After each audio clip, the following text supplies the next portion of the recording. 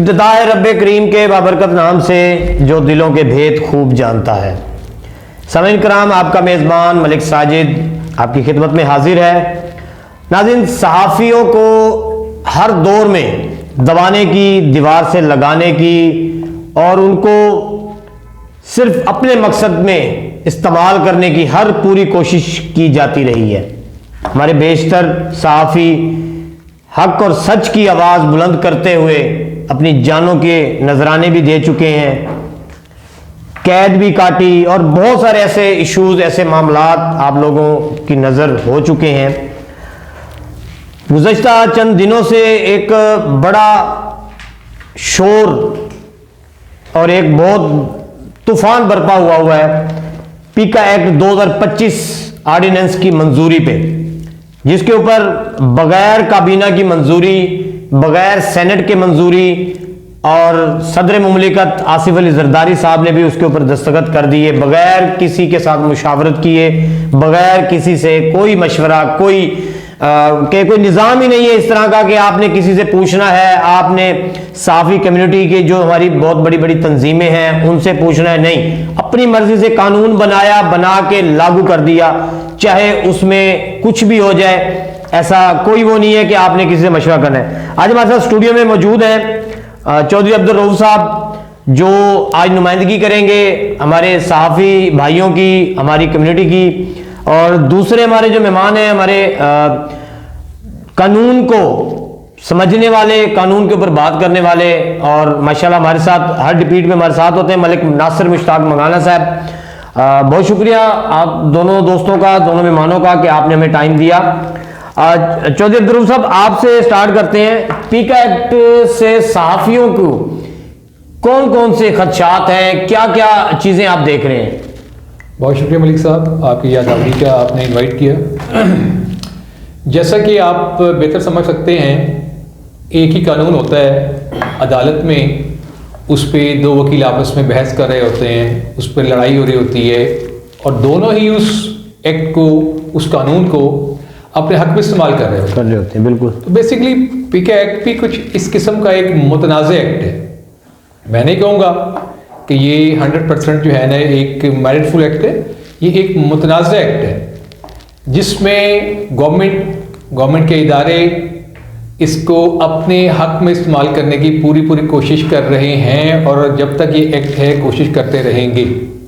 तो सबसे पहले इसमें डिस्प्यूटेड चीज़ जो भी आपने खुद भी कही और सबको पता है कि ये बगैर किसी भी इदारे की, जो कि लेजिस्लेशन हमारे इंस्टीट्यूशंस हैं, लाइक सेनेट हो गया, बिल्कुल कोई भी कानून होता है उसको ना इन ऐवानों से मंजूर कराना पड़ता है, तमाम मेंबरान से। बिल्कुल एग्जैक्टली, इस पर कोई राय साजी नहीं हुई, कोई राय शुमारी नहीं हुई इस पर, और आप खुद से एक खुद साख्त एक्ट बनाकर, एक कानून बनाकर उस पर साइन करके उसको इम्पोज कर दें, तो ये जमहूरियत की, डेमोक्रेसी की सबसे बड़ी खिलाफवर्जी।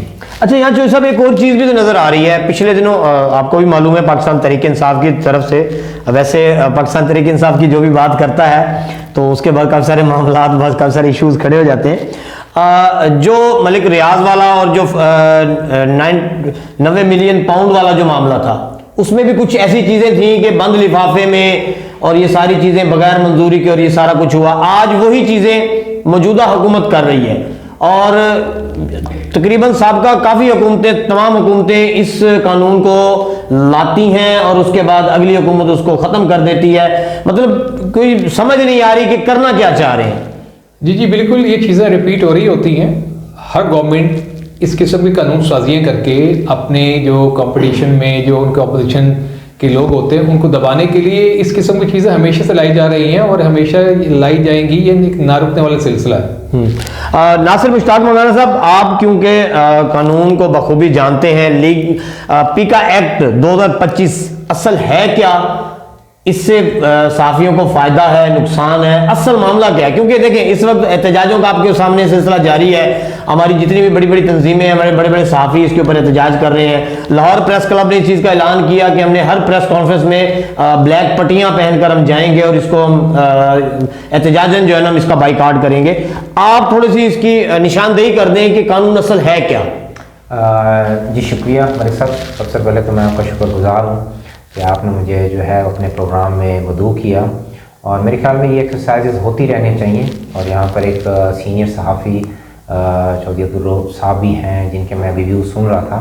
सबसे पहले तो मैं आपसे ये कहना चाहता हूँ ऑडियंस से कि चीज़ों को सबसे पहले अंडरस्टैंड करें। उनकी जो जिस चीज़ के लिए कोई भी कानून स्टेट बनाती है तो उसको ये देखना चाहिए कि ये कानून बनाया क्यों गया, ना कि आप नेगेटिव साइड पर जाएं। सबसे पहले हमें ये देखना चाहिए क्या इसमें कोई ऐसी इरेगुलरिटी है कि ये जो कानून बनाया गया है उसमें कोई ऐसा अमल जिससे इस बिल ने गुजरना था और वो जो प्रोसीजर है अडॉप्ट नहीं किया गया। तो मैं समझता हूँ पाकिस्तान में जितनी भी कानून साजी होती है वो through proper procedures, national assembly, senate और with the signatures of president of Pakistan वो अपनी कानून। लेकिन नासिर साहब यहाँ पर थोड़ा सा डिफरेंट है ना, सदर पाकिस्तान ने तो दस्तखत कर दिए लेकिन सेनेट और काबीना से ये नहीं हुआ। एग्जैक्टली इसमें पहले तो सबसे पहले मैं आपको ये बताना चाह रहा हूँ कि आप जितने भी सहाफ़ी हैं हमारे लिए काबिल इज़्ज़त हैं। मैं आप पहले इस कानून की रूह को समझ लें। जी कानून है क्या? जी इसीलिए नासिर साहब इसीलिए आपको बुलाने का मकसद सिर्फ यही था कि असल हकाइक सामने आए, असल मामला है क्या। वो कहते हैं कि ज़रूरत ईजाद की माँ है। सबसे पहले हमारे पास सोशल मीडिया नहीं था, पहले हमारे पास प्रिंट मीडिया था, मखसूस चैनल थे, मखसूस चैनल हुआ करते थे, मीडिया था, फिर इलेक्ट्रॉनिक मीडिया आया। अब सोशल मीडिया जो है वो मतलब अब प्रिवेल कर चुका है। अब मसला ये है कि सोशल मीडिया पर बहुत सारी खबरें ऐसी होती हैं जिनका कोई ग्राउंड नहीं होता, जिनकी कोई बेस नहीं होती और विदाउट एविडेंस। इवन के आप शोबे सहाफ़त से ताल्लुक़ रखने वाले लोग भी इस चीज़ का कई दफ़ा शिकार हुए हैं, लेकिन उसकी रोकथाम के लिए ऑब्वियसली स्टेट ने, गवर्नमेंट ऑफ पाकिस्तान ने कोई ना कोई उसकी कानून साजी करनी थी। सबसे पहले क्योंकि टाइम शॉर्ट है मैं आपको ये बताता जाऊँ कि ये जो बिल है ये social media protection and regulatory authority एक बनाई गई है, social media protection and regulatory authority, जिसका काम ये है कि सोशल मीडिया पर कोई भी ऐसी खबर जो बेबुनियाद हो, एक ऐसा फॉर्म हो जिस पर जाके आप उसके अगेंस्ट अपनी एप्लीकेशन सबमिट करवा सकते हैं, अपनी शिकायत को जो है इंडोर्स कर सकते हैं। और वो इदारा, देखिए जब तक किसी भी इशू पे लेजिस्लेशन नहीं होगी उस वक्त तक आपको रिलीफ कभी भी नहीं मिलेगा।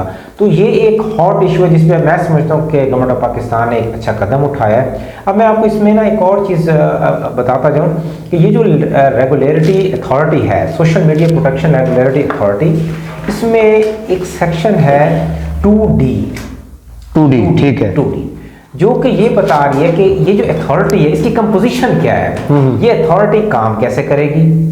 अच्छा, ये बात जो मैं सब बता रहा हूँ मेरे ख्याल में इससे कई सहाफ़ी मुस्तफ़ीद होंगे, लेकिन क्योंकि बहुत सारे सहाफ़ी या बहुत सारे मतलब मैं समझता हूँ कि जब तक कि आप कोई कानून पढ़ नहीं लेते उससे पहले आप उस पर डिस्कशन करेंगे तो वो फ्रूटफुल साबित नहीं होती।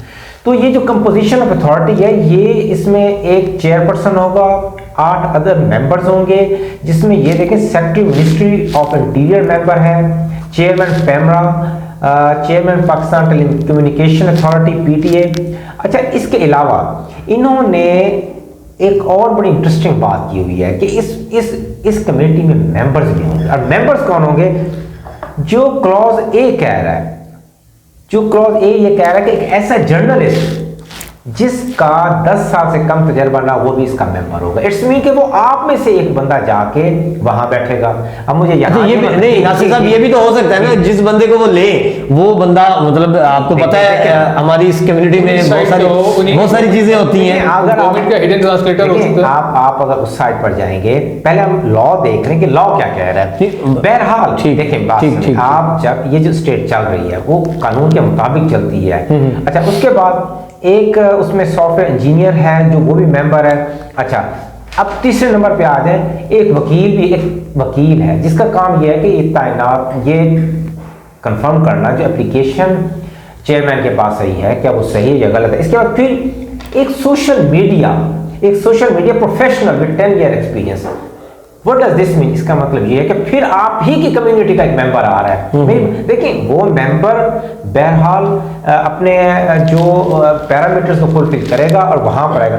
उसके बाद फिर एक प्राइवेट सेक्टर जो आईटी को समझता हो, यानी कि लोग तो वही आएंगे ना जो मेजर कमेटी होगी कि जो शोबे। अच्छा नासिर साहब जी, नासिर इसमें ये बहुत सारे साथियों को पता नहीं होगा और आपको अप्लाई इसमें नासिर साहब इसमें ये बताएं कि ये जो एक एक शख्स ले रहे हैं सिर्फ एक ही कमेटी के अंदर है या इसमें इनकी तादाद में कोई मतलब ज्यादा है? नहीं, ये एक एक उसमें तादाद में ले रहे हैं और अच्छा एक एक तादाद मैं मेरा इसी के ऊपर एक सवाल है आपसे। जी। अगर देखें अगर इस कमेटी के अंदर हर शोबे से एक एक बंदा ले रहे हैं, मे भी वो बंदा उन्हीं की पसंद का हो, उन्हीं की मर्जी का हो, उन्हीं के साथ देखें पाकिस्तान है ना, पाकिस्तान में तो बहुत कुछ होता है, पैसा वो कहते हैं ना पैसा फेंक तमाशा देख वाला सिस्टम है। तो इसमें मतलब ये भी तो हो सकता है कि उनके मनपसंद लोग हो उन्हीं को वो ऐड करें फिर अपनी मर्जी से वो किया जाए, एक ये चीज होगी। दूसरा नासिर ये मुझे बताइएगा कि जो इस वक्त जो एहतजाज या जो इसका बाइकाट किया जा रहा है वो इस चीज पे किया जा रहा है कि पार्लियामेंट और सेनेट से इसको मंजूर नहीं करवाया,